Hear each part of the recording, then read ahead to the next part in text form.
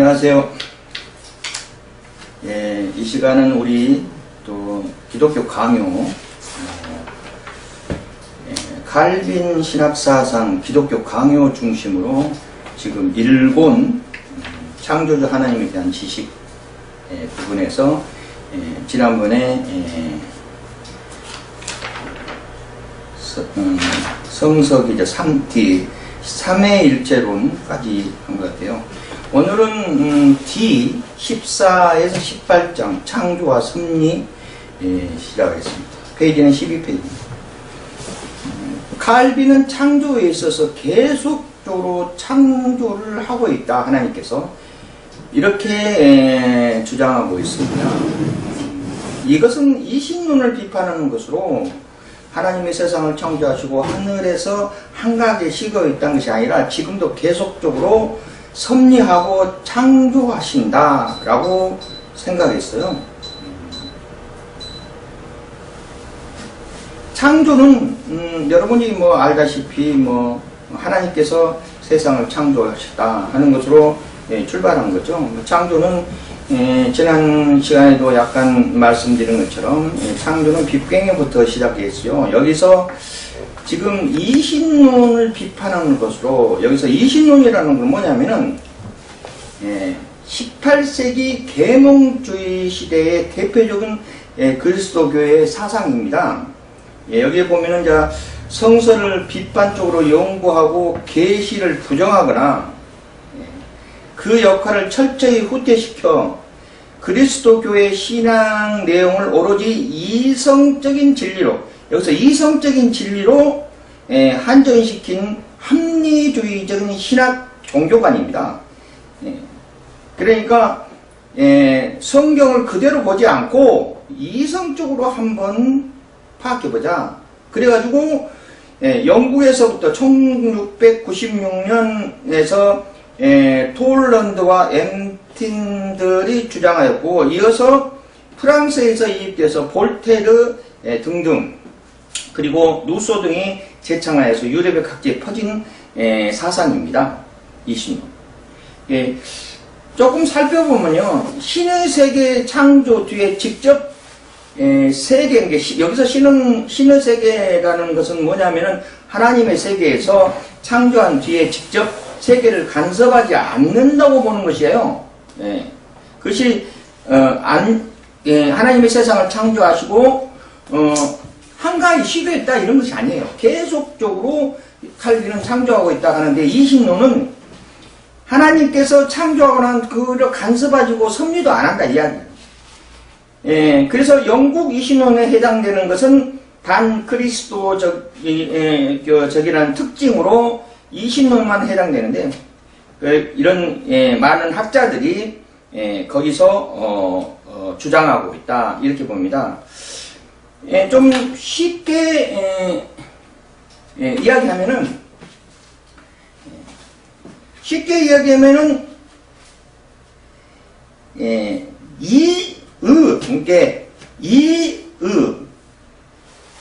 생각으로 신을 생각해보자 이 뜻이에요. 이신론은 두 개의 신이 있다는 뜻이 아니고, 두 개가 뜻이 있다고 하는 것은 이원론이죠. 이신론, 진리 입자입니다. 진리적으로 한번, 이성적으로 한번 생각해보자 하는 거예요. 이런 거게 절대적인 성경 중심의 사상이 아니고, 하나님께서 세상을 창조하고 쉬고 있다. 이런 것을 칼빈은 주장하지 않았다. 비판적으로 나오고 있다. 지금적으로 계속적으로 창조하신다라고 봅니다. 거기서 천사, 창조와 섭리에서 천사, 단순한 영감이 아닌 실제적인 사람으로 본다. 실제적인 사람이라가 아니라 실체로 본다. 이렇게 봤어요. 천사의 등급을 공언한다든가 하는 등은 천사에 대한 지나친 연구로는 잘못됐고, 이 천사의 등급을 주장한 데가 천주교예요. 천주교에서 천사의 등급을 주장해가지고 이렇게 했는데, 그것은 지나친 연구는 잘못됐고 성경에서 있는 것만 우리가 믿어야 한다. 천주교에서 주장하는 천사론을 생각해요. 우리는 성경에서 나오는 그대로만 믿어야 된다. 지나치게 호기심을 가지고 연구한 것은 잘못된 죄다 이렇게 봤어요. 그래서 결론적으로 칼빈은 호기심은 죄이다 이거예요. 호기심이 너무 강하면 이단으로 가기 쉽습니다.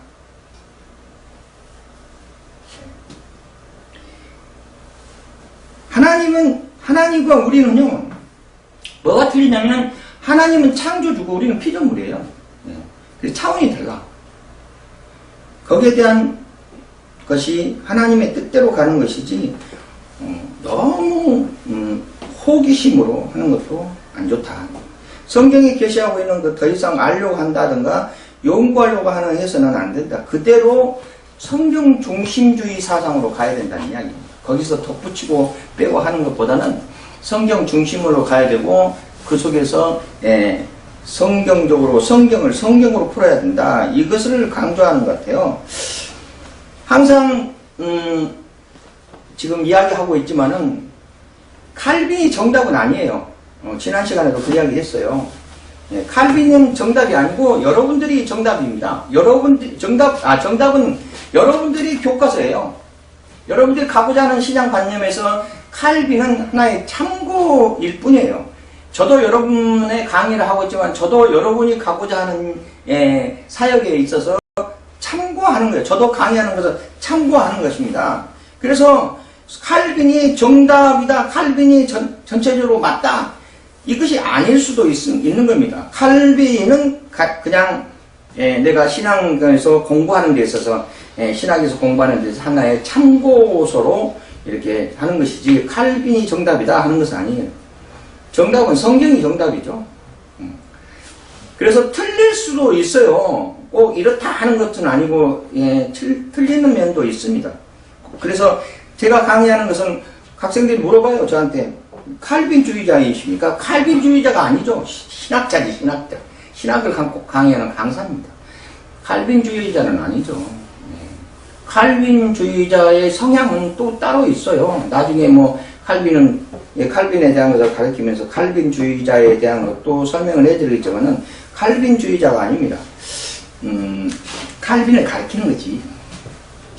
칼빈을 통해서 성경이라든가 창조라든가 섭리라든가 하나님이라든가 내용들을 칼빈을 통해서 우리가 다시 한번 조명해보자 하는 것입니다. 그래서 그런 면에서 생각하고 봐야 돼요. 아니 강의를 하는데 목사님 좀 이상한 이야기 하네. 그것이 아니고 칼빈이 그랬다는 겁니다. 그래서 내가 생각할 때 그것이 맞는 것 같다 하면 받아들이는 거고 아니다 하면 아닌 거예요. 그렇죠? 내가 교과서니까 여러분들이 교과서예요. 다른 것은 다 참고서죠. 그렇게 봐야 됩니다. 천사에 대해서 보면은 천사는 지금 제가 이야기하고는 자료는 우리 홈페이지 안에 제 창에 들어오면은 보충 자료로 올려놨어요. 그래서 지금 여기서 읽어보는 것은 우리 홈페이지 사이트에 들어가면은 볼 수 있습니다. 다운로드도 할 수 있고. 천사는 엔젤이죠, 영어로. 천사는 엔젤. 날개하고는 상관이 없어요. 그냥 천사라고 본다 하면, 천사는 영어 단어로 오는 안겔로스에서 나오는 엔젤이라는 뜻입니다. 그리스어로 전령이라는 뜻이고요. 전령이라는 것은 뭘 옮긴다는 것이요. 구약 성서에서는 말라크라는 말을 쓰이는데 의미와 같다. 두 단어는 모두 인간 전령을 인간이 있는 뭔가를 전하는 전령을 가르칠 수도 있으므로 어떤 장면에서 나온 천사가 인간인지 신인지는 문명에 따라 판단해야 된다 봅니다. 이는 성경적으로 살펴보자 이거죠. 또 성서에는 인간임이 명백한 천사들을 등장하기도 하고 사람들의 이목을 피한다는 것을 보면 알 수 있다. 사사기에는 군사 지도자 기드온의 천사와 이야기하는 장면이 나오고 그런 천사가 바위에서 불이 나오게 하는 것을 보기 전까지는 천사를 전혀 알지 못했다. 사사기 6장에 나옵니다. 하지만 삼손의 부모는 천사가 방문했다는 것을 처음부터 알아본다. 그 여인이 가서 그 남편에게 말하여 이르되 하나님의 사람이 내려오셨는데 그 모습이 하나님의 사자의 용과 같아서 심히 두려워하므로 어디서부터 왔는지 내가 묻지 못하고 라는 성경 말씀이 사사기 13장 6절에 있습니다. 그리고 이 천사는 극적인 방식으로 퇴장한다. 불꽃이 제단으로부터 하늘로 올라가서 가는 동안 동시에 여호와의 사자가 제단의 불꽃을 휩싸여 올라간지라. 마노아의 그 아내가 그것을 보고 그들의 얼굴을 땅에 대고 엎드려지라 하고 사사기 13장 20절에도 기록되고 있습니다. 여기서 명백히 봐야 될 것은 첫째는 성서에 나오는 천사는 크리스마스 카드에 흔히 볼 수 있는 사랑스러운 아기 천사와는 전혀 다릅니다. 둘째, 성서에서 켈루림과 세라핌이 제외하고는 날개를 단 천사가 없고, 또한 천사장은 미가엘과 마리아에게 수태고지를 하는 가브리엘 외에는 천사의 이름도 전혀 나오지 않습니다. 성경에. 구약 정서의 신에게 거역하는 나쁜 천사, 이거는 그냥 사탄이라고 이야기하는데요. 나쁜 천사를 언급하지는 않지만 신약 성서는 전혀 다르다. 하나님이 범죄한 천사들을 용서하지 아니하고 지옥에 던져졌다. 이렇게 베드로전서 후자 2장 4절에 기록되고 있습니다. 초기 그리스도교는 사탄과 마귀를 원래 선한 천사였다가 신을 거역하게 된 것으로 믿었다. 요한계시록은 세상의 종말을 미가엘과 선한 천사들이 사탄과 악한 천사를 물리친다고 말한다. 요한계시록 12장 9절에 나오고 있습니다. 그래서 이 악마라는 뜻이 디아블 또는 사탄, 이런 것은 사단은 히브리어로 적이란 뜻이에요. 구약 성서에서 사단은 등장하는 대목이 몇 군데 뿐인데 가장 유명한 욥기에는 사단이 천국 궁전에 살고 있는 것으로 나오고, 신이 욥이 정의로운 삶을 칭찬하자 사단이 욥을 물리적으로 대가를 노리고 선하게 살았을 뿐이라고 선하게 살았을 뿐이라고 반박한다는 이야기예요. 대가를 바리고 욥이 선하게 살았다. 그래서 사단이 한번 시험해 본다. 이제 이거죠. 사단은 인간을 유혹의 악으로 이끄는 존재라기보다는 천국의 검사처럼 인간의 결합과 약점을 신에게 고발하는 존재로 평가됐다. 네, 그렇게 보고 있습니다. 조금 더 읽어보겠습니다. 사단은 신약성서에서 자주 등장하는, 여기서 비로소 사악한 이미지를 가지게 되는 악마라고 불리우는데, 악마는 그리스도로 디아블로입니다. 고발하는 자 또는 비방하는 자라는 뜻을 갖고 있어요. 그래서 사탄의 목적은 인간을 신에게 멀리 떨어져 띄워놓는 그런 역할을 합니다. 그는 이 세계에서 엄청난 능력을 가지고 있어 현재 군주라고 불릴 정도로, 가로 열고 성경 말씀 참조하시고요. 죄 많은 사람들은 사탄의 편이며 그들이 사악함은 사탄에게 비롯된다. 이렇게 해서 우상 숭배를 하는 것은 사탄이 그 배의 세력으로 역사한다. 이렇게 보는 겁니다. 읽어보세요. 읽어보시고요. 종말에 사탄은 적 그리스도를 불러내서 악이 선을 승리하는 것처럼 보이지만 나중에는 유황의 호수에 던져지게 되죠. 예.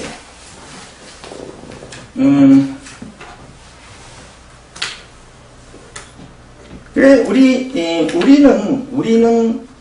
우리는 지금 사탄을 이길 수 있는 방법이 오로지 예수 그리스도 뿐이에요. 오로지 예수 그리스도 이름으로 사탄을 이기는 거죠. 왜 예수 그리스도 이름으로 사탄을 이길 수 있느냐? 사탄은 원래 창조 전부터 있었어요. 창조 전부터 있다가 하나님을 대적하고자 쿠데타를 일으켜갖고 쫓겨나는 겁니다. 쫓겨남, 계맹성이에요. 쫓겨남, 땅에 떨어진 계맹성이에요. 그래가지고 하나님을 해방하는 것입니다. 이 결론적으로 하나님께 세상을 창조하셔요. 오늘 뭐 창조 섭리를 배우는 거니까 하나님께 세상을 창조하시고 마지막에 아담을 창조했어요.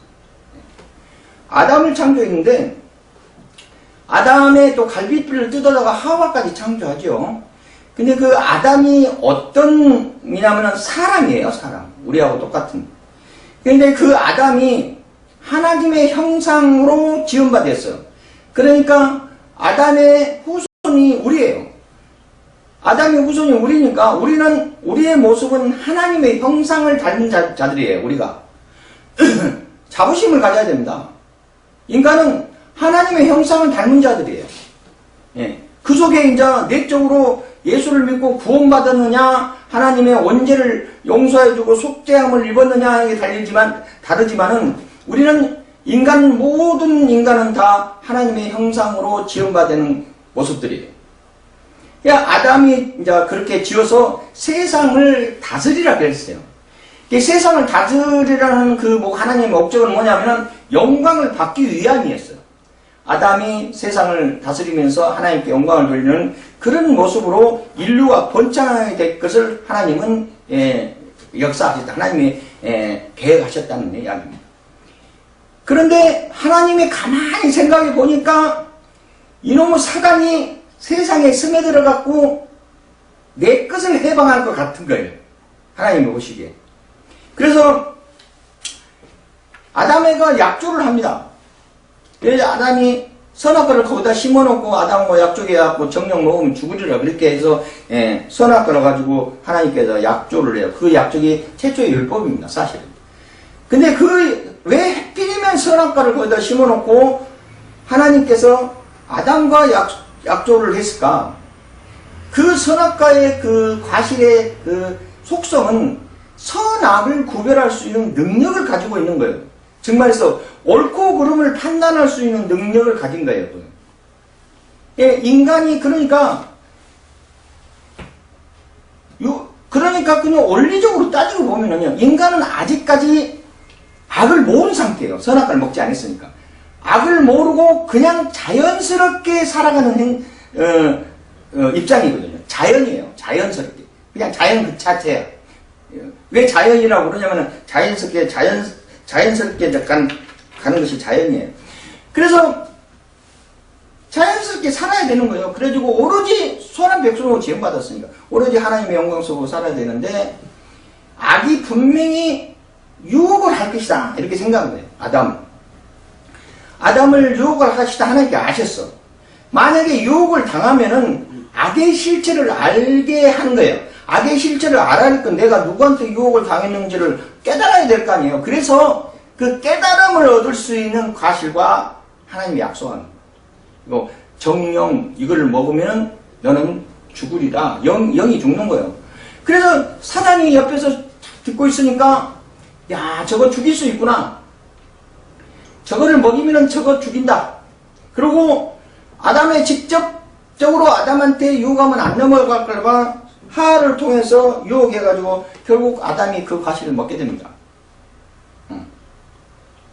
그래가지고 어떻게 돼버린 거냐면은 아담이 선악과를 딱 먹었어요.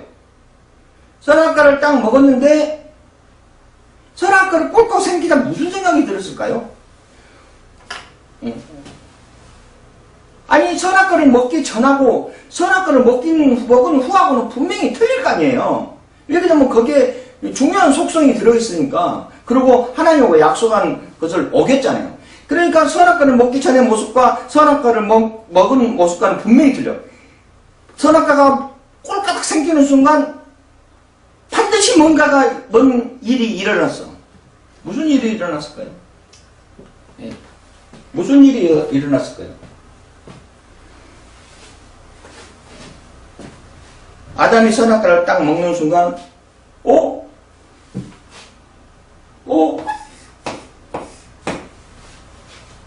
가 들었어. 왜 그러지? 먹는 순간 왜 그러지? 하고 놀랬어. 어는요 물음표입니다. 그전까지만 해도 물음표는 없었어요. 물음표는 있었다는 것은 부정을 나타내는 거예요. 쉽게 말해서 악이 내 몸속에 들어왔다는 이야기예요. 내 몸속에 악이 들어왔어. 이게 왜 그러지? 왜 그럴까? 그때부터 캄캄한 거야. 캄캄. 부정적인 것밖에 생각되지 않아. 물음표가 생긴 거지. 큰일 난 거죠. 그래서 왜 그러지? 내가 왜 벗었지? 하고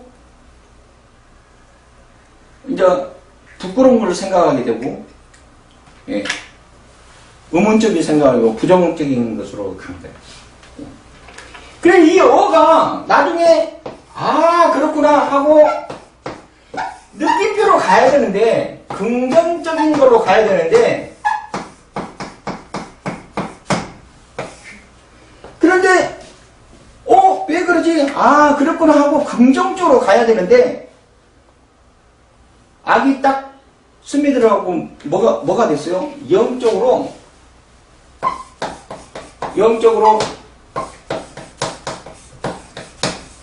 영이 죽었어요. 영이 죽었으니 알을 깨달을 수가 없어. 영이 죽어가지고 왜 그러지만 생각하는 거야. 그렇구나 하는 걸 전혀 깨달을 수 없어. 그래서 그 뒤로부터 아담의 몸에 악이 스며들어가지고 그 조상의 씨가 밑에 계속적으로 흘러와서 이 백성들이 사단에게 그렇구나가 뭔가를 깨달은 건 느낌을 갖지 않고 사단에게 빼앗긴 꼴이 되는 거예요. 그래가지고 그게 원죄입니다. 그게 원죄를 지었어요. 그래가지고 범죄하게 되는 거예요. 범죄. 법을 어긴 거예요. 법을 어겨서 죄를 지게 됐다는 거예요. 하나님의 주신 율법을 어겨서 죄를 지었다는 이야기예요. 그래서 어떻게 하겠어요? 이미 어차피 내 몸속에 옳고 그름을 판단할 수 있는, 선악을 판단할 수 있는 능력이 생겨버렸으니 어떻게 하겠어요? 근다해서 선한 모습으로 가야 되는데 영이 죽어가지고 선한 모습으로 가지 않고 악적인 거 사단에 끌려가고 맨날 범죄하면서 죄를 지으니까 범죄는 하나님 배반했다는 이야기. 하나님은 하나님의 뜻대로 가지 않았다는 이야기예요. 믿음적으로 범죄하고 죄를 짓기만 되니까 하나님께서 안 되게 해서 출애굽 시켜가지고 아담의 죄를 용서하게 시키자 그런 거죠. 출애굽 시켜가지고 모세를 통해서 십계명도 내려주고요. 그것도 2번이나. 그리고 막 많은 율법을 제시해 줬어요. 그러면서도 불구하고 깨닫지 못하는 거예요. 아로 안 가는 거예요. 아로. 계속 물음표만 생각하는 거예요. 그래서 하나님께서 안 되겠다 하고 성령으로 마리아 몸을 통해서 예수 그리스도 이름으로 육신을 입은 거예요. 그래가지고 이 땅에 오셔서 뭐를 해결했어요? 온죄를 해결했다는 이야기. 온죄를 해결했어요. 온죄를 해결해가지고 이제는 제사함이다. 제사함. 제사함. 이제는 예수 그리스도를 믿음으로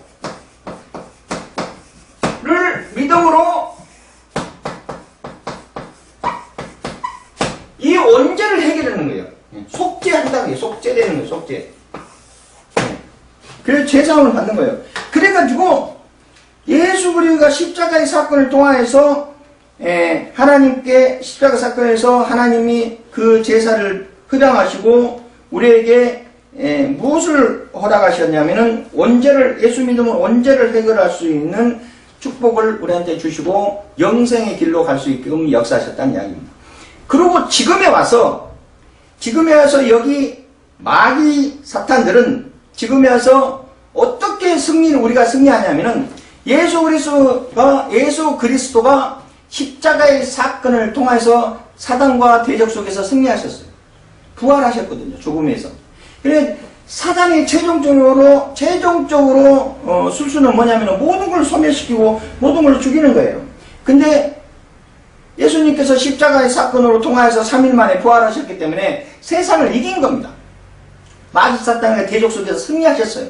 그러니까 지금의 우리는 예수 그리스도를 믿음으로 말미암아 마귀 사탄을 이길 수 있는 강력한 예수 그리스도의 이름으로 물리칠 수 있는 강력한 힘을 가졌다는 이야기입니다. 예. 그래서 이제는 이 세력을, 이 흑암의 세력을 예수 그리스도 이름으로 물리치는 그런 강력한 믿음을 가지고 있다는 이야기, 우리는. 예. 그래서 어차피 선악과는 먹어갖고 선악을 구별할 수 있는 능력은 어차피 생겼으니까 원점으로 돌아갈 수는 없지만 선은 하나님께 영광이고 악은 예수 그리스도 이름으로 다스리며 믿음 생활로 나아갈 수 있는 강력한 힘이 생겼다는 이야기입니다. 자, 악마는 강한 감정이 아니라 실체다. 타락한 천사라고 본다 이거는. 만이교에서 이혼론을 부정한다는 얘기죠. 즉 처음부터 악한 세력과 선한 세력이 있다는 것을 부정한다.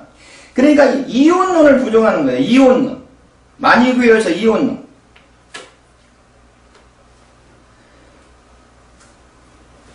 만이교는 뭐냐면은 만이교는 뭐냐면 3세기 페르시아 왕국의 마니가 창시하는 고유의 이혼론적인 종교입니다. 그래서 마니교는 그리스도교회 혹은 조로스타교의 이단으로 여겨지기는 했으나 일반적으로 교리나 엄격한 제도, 조직을 갖춘 하나의 종교로 자리 잡게 되는 거예요. 마니교는 이단인 거예요.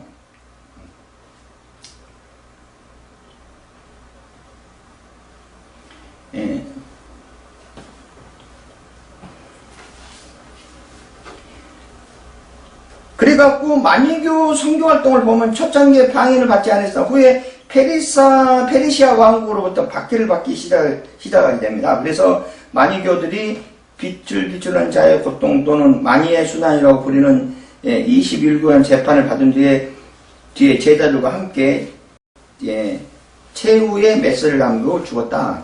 이렇게 자료는 나와 있어요. 이 만이교가 주장하는 이혼론, 이혼론이라는 것은 뭐냐면은 두 실체가 있다는 거예요. 악한 세력과 선한 세력이 있어가지고 그 세력 안에서 인간이 공유하고 있다. 이렇게 보는 거예요. 근데 이런 이혼론은 칼빈은 부정했어요.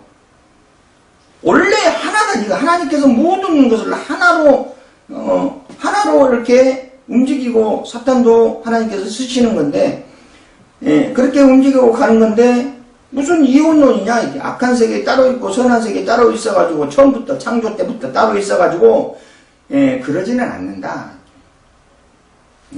그렇게 봅니다.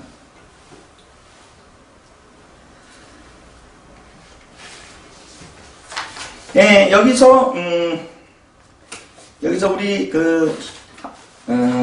내 홈페이지에 들어보면은, 거기 보면은 운명전 지옥의 석가를 보고 쓴 성철의 시, 그 대목이 그 자료가 있어요. 이거를 좀 설명해 볼까 합니다. 왜 그러냐면 이혼론을 지금 설명하기 위해서 이 자료를 좀 볼까 해요. 이거는 뭐냐면은 불교에 대한 내용입니다. 성철 스님이라는 걸 잘 아시죠? 신문에 많이 나왔기도 하고요. 이 사람이 주장한 것은 산은 산이고 물은 물이다 하는 걸 주장하는 분이에요.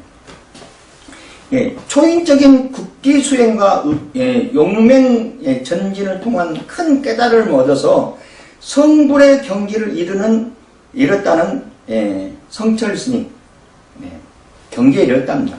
그러나 그는 마지막 임종 전에 한평생 남녀머리를 진리가 아닌 것으로 진리라고 속인 죄가 너무 커서 지옥에 떨어진다 라고 회원으로 몸부림치며 천주의 한을 토했다.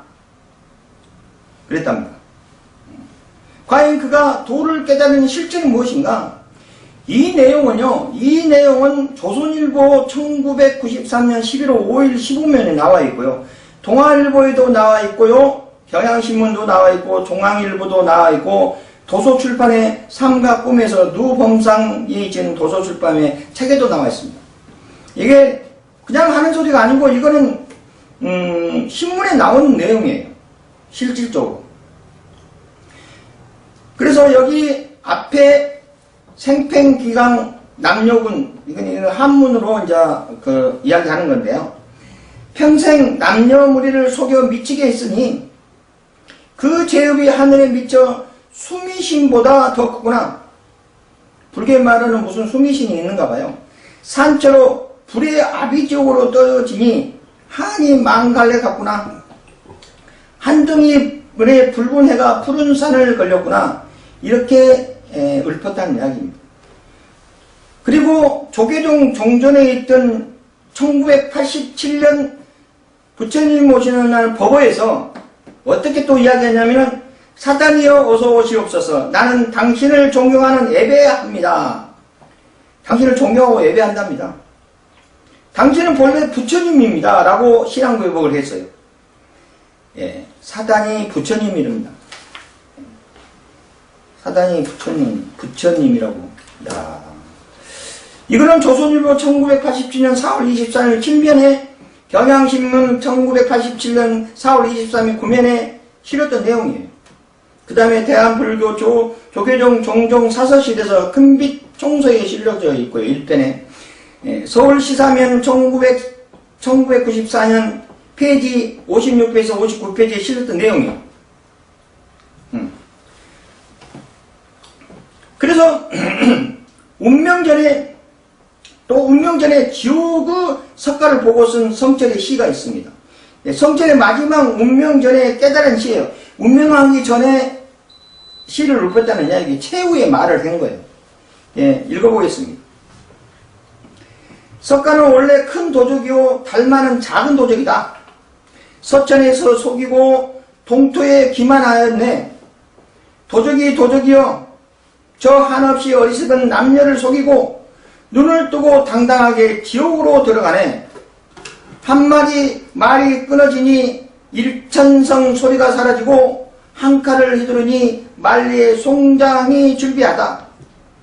알든지 모르든지 삼신 실명을 면치 못하느니 말해보라 이 무슨 도리인가. 자작고대 보살의 얼굴을 열리고 종료 앞에 야차입니다. 야차의 머리가 나타났다. 야차는 흉모 추악한 하늘에 날아지는 사람을 잡아먹는 하나의 불교에 나오는 귀신이에요. 상해를 입었던 잔인한 혹독한 귀신, 번뇌를 상징하는 거죠. 그리고 목이 세간의 무게를 일곱 근이요. 이게 목 위에다가 쇠를 묶어놨는가 봐. 그래서 그것이 일곱 근이요. 발밑에는 지옥이 괴롭혀 끊임없도다. 지옥은 괴롭힘이 끊임없도다. 석가와 마타는 뜨거운 구리 샘물을 마시고 지옥에 있던 내용을 지금 보고 이야기하는 거예요. 환상으로. 죽기 전에. 그리고 기성과 안악은 무죄를 먹는다. 이것도 마찬가지 불교에 나온 사람인 것 같아요. 몸은 날려 백옥 난간에 쳐부수고 손을 휘둘러 황금줄을 끊어버린다. 산에 우뚝우뚝 솟으며 물은 느리느리 흐르며 잣나무는 뻣뻣하며 바람이 싱싱 분다. 사나운 용이 힘차게 나니 푸른 바다가 넓고 사자가 고음치리니 조각다리 높이 솟았네 알았느냐. 1, 2, 3, 4, 5, 6, 7이여 두견서에 오는 곳에 꽃이 어렵혀 흩어졌네 억 하고 죽었답니다. 그러고 나서 억 소리와 함께 운명하셨어요. 이 시를 낭독하고 위의 시는 성철의 운명 전에 시사저널의 담당 기자가 취재한 것입니다. 이 시는 추상적인 시가 아니라 운명 전에 영안이 열려갖고 그 세계를 본 거예요. 영적인 세계를 직접 본 거예요. 지옥을 보는 거죠. 지옥의 석가와 달마와 가슴과 아난이 지옥에서 괴롭혀야 하는 모습을 식구로 표현한 거예요. 그래 영계 직접 보지 않고는 자기가 평생 섬기는 석가를 도저히 만날 수 있을 것인가 이렇게 봅니다. 극락은 천국의 낙원을 말하는 것으로 예수 믿고 죄사함을 받는 자들이 가는 곳입니다. 석가와 달마도 극락에 가지 못하고 지옥에 떨어져서 괴롭고하고 있는 모습이 성철의 영계 속에서 영적으로 눈이 열려서 속에서 직접 보고 하고 죽었다 이렇게 보는 거예요. 이거 이제 신문에 나왔다는 이야기입니다. 구례항사에 보관 중인 불경 남하다경 38의 8에서 보면은 다음과 같은 석가모니의 예언적인 말이 기록되고 있습니다.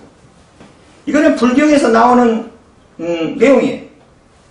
석가모니는 예수가 태어나기 전에 있었던 사람이니까 거기에 뭐라고 써졌냐면은 하시 야솔의 요도 무지 등야라는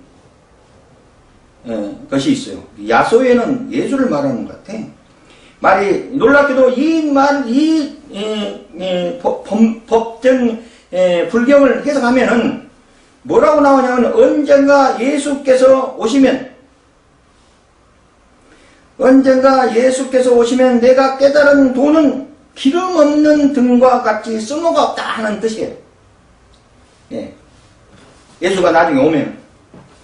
그래서 이걸 가지고 많은 사람들이 서로 의논을 분부하게 서로 이야기하는 내용들이 있습니다.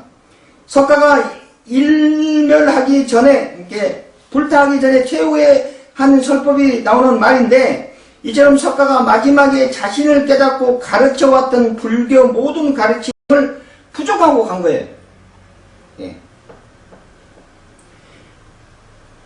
일부에는 여의도 교회 김동일 장로가 뭐라고 이야기했냐면은 남하다경 지금 나오는 남하다경이 남하다경이라고 첫자를 실수로 오개하는 것을 가지고 세상에 그런 불경이 어디 있느냐 하라고 거짓말을 하고 했습니다. 근데 그러지 않았어요. 그러나 남하다경은 없을지라도 남하다경이 실제로 구례 화엄사의 불경으로서 이 사건 이후에 하엠사 스님이 이 부분을 제거했어요. 그래가지고 그 제거는 흔적이 남아있어. 그래서 보는 사람이 오히려 굳이 그렇게까지 해서 보여줄 것이 뭐냐, 오히려 더 심중이 주지 않느냐라고 이야기했어요. 그리고 이미 그거를 예전에 봤던 많은 사람들이 뭐라고 하겠느냐 하고 항변했습니다. 홈페이지에 가면은 신문을 오려서 올려놨어요.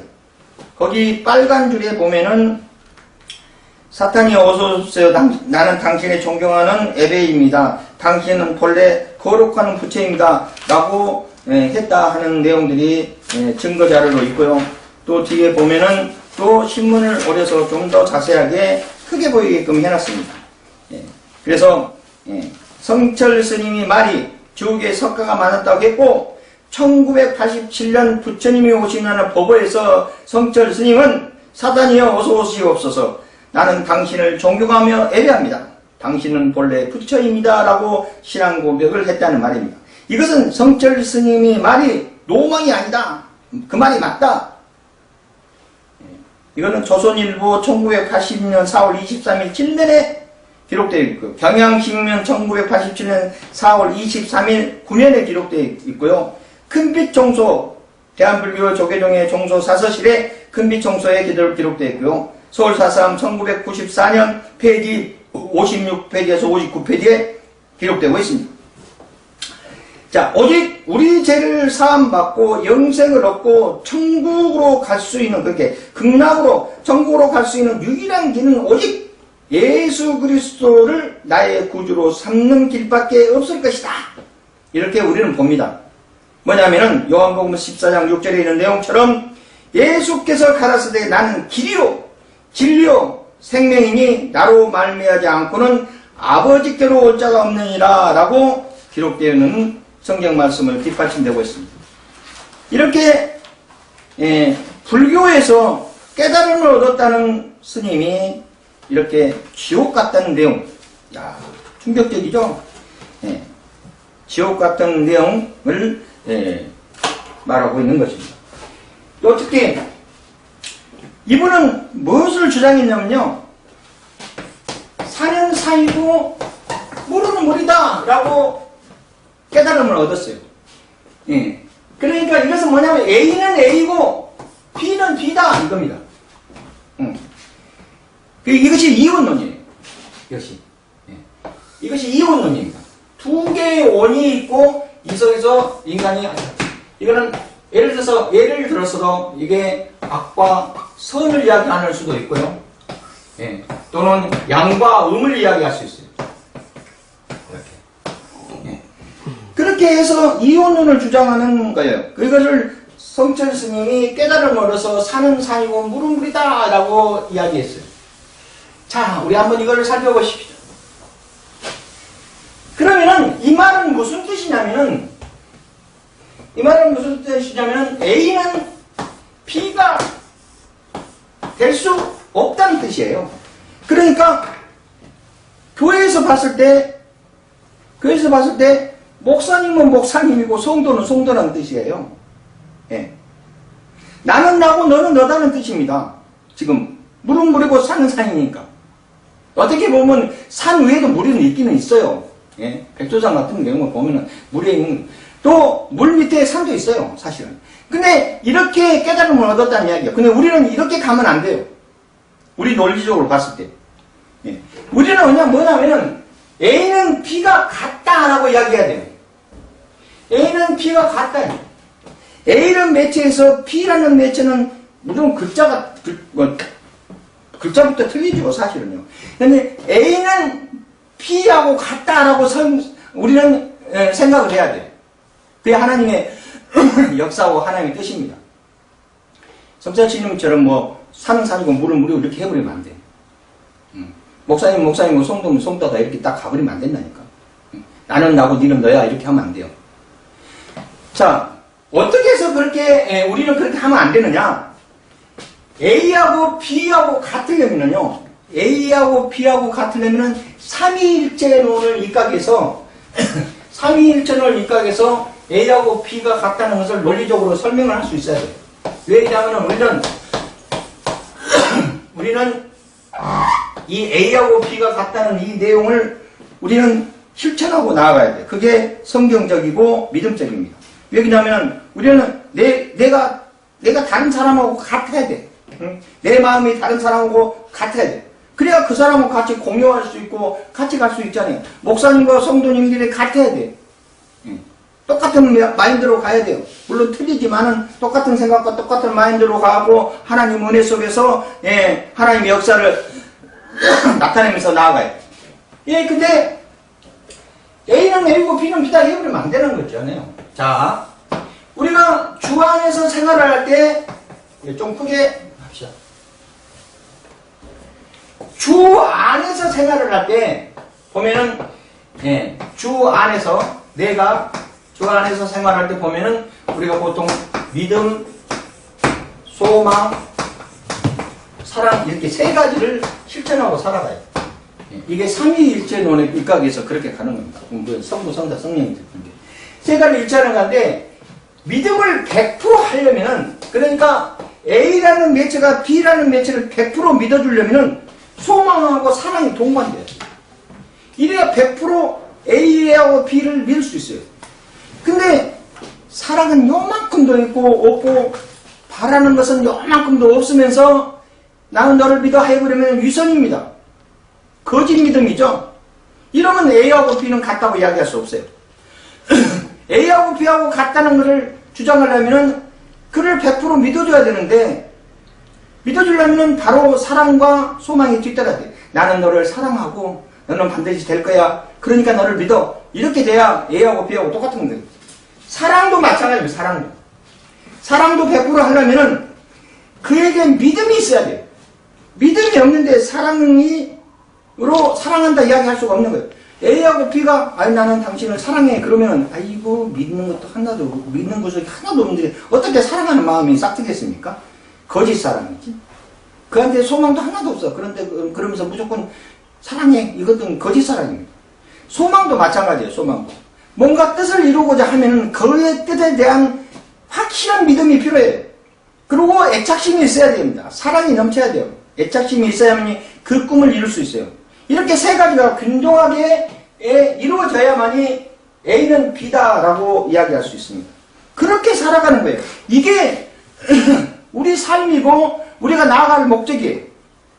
그래서 우리는 한 공동체로 하나님의 역사 속에 이루어지는 것이지 무슨 니는 니고 나는 나고 니 공동체는 니고 이 공동체는 다 틀리다 이렇게 하는 것이 아니에요. 우리는 에클레시아 같은 공동체로 나아가는 거예요. 한 공동체. 예. 그래서 많은 지체들이 있고 많은 사람들이 있으면 그 사람들이 함께 하나님의 역사 속에서 같이 가는 거예요. 같이 베풀며 같이 함께 A는 B고 B는 A다 하고 서로 나누면서 가는 거예요. 믿음, 소망, 사랑을 실천하면서 가는 겁니다. 그리고 성경적으로 보면은 A는 B를 성립시키기 위해서 뭐가 동원하냐면요. 성령의 역사가 동원되는 거예요. 성령의 역사로 A와 B는 같다라고 이야기할 수 있어요. 성령의 역사로 A하고 B는 같다. 이렇게 서로 한 마음으로 갈 수가 있다. 이 말입니다. 그래서 이혼론처럼 선한 산이고 물은 무리가 하면 안 된다. 악한 세력과 선한 세력으로 있어서 두 개가 공존한다. 이렇게 하면은 나가면 안 된다. 이겁니다. 자, 두 번, 이제, D, 인간의 창조. 인간은 마지막 날 창조하는 것으로 이 세상의 모든 존재가 모든 인간을 이해한 것이다. 이처럼 하나님은 인간에 쓸 모든 것을 마련해 주시는 아버지와 같은 분이시다. 인간은 육체와 영혼으로 이루어졌는데, 우리는 영혼은 비물질적이고 하나님의 형상을 입었다. 우리 영혼은 그렇습니다. 그러나 타락에서 그 형상을 이끌어졌다고 본다. 왜 그러냐면 아담이 범죄해서 타락한 거죠. 칼빈은 인간을 전적 타락을 주장한다. 인간이 원래 아담을 통해서 원래 타락했었다. 선한 사람은 하나도 없다는 이야기죠. 선한 사람은 하나도 없어요. 사실은. 선한 사람은 오로지 예수 그리스도밖에 없죠. 예. 즉 인간의 영혼은 완전히 부패해가지고 아담이 범죄해가지고 선악과를 먹었음으로 인해서 창조적인 타락을 했어요. 영이 죽어버렸죠. 예, 부패했다 이렇게 본 겁니다.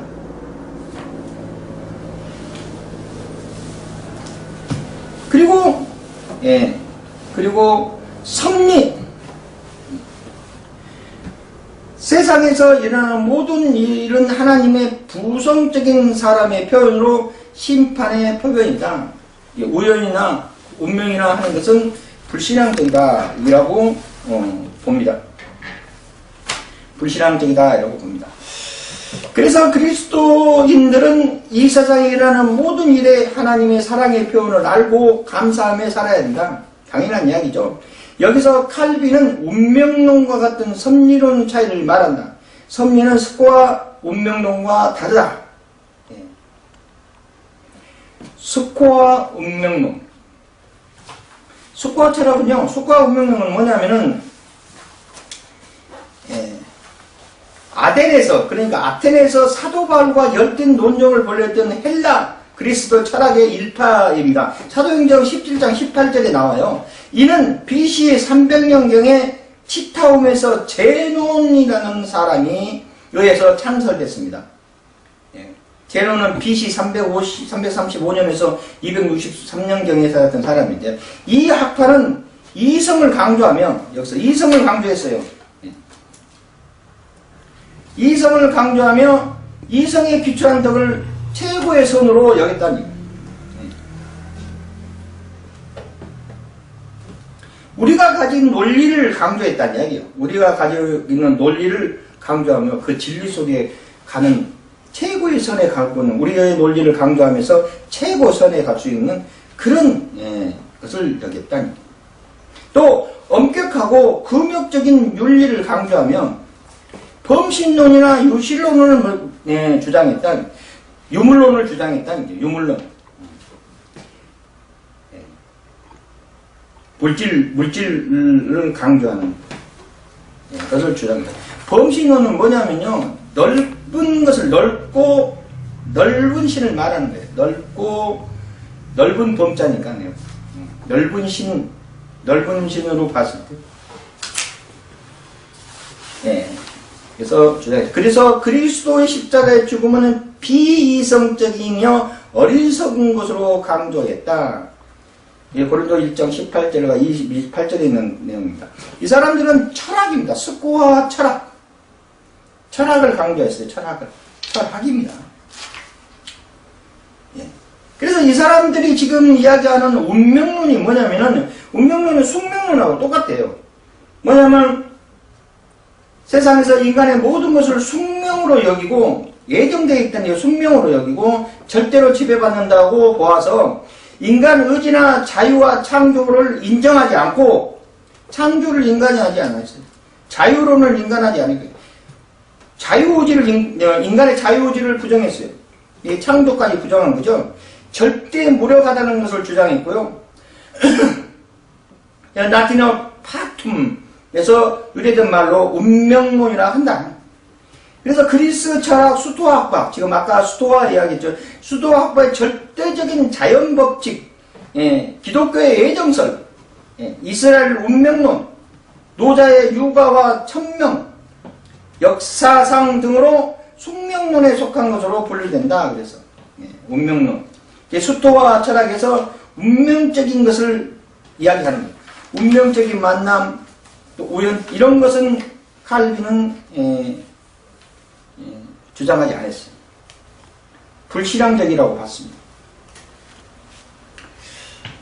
그래서 섭리의 삶을 감시하고 살았지만 수토와 운명적인 삶을 체념하고 사는 것이다.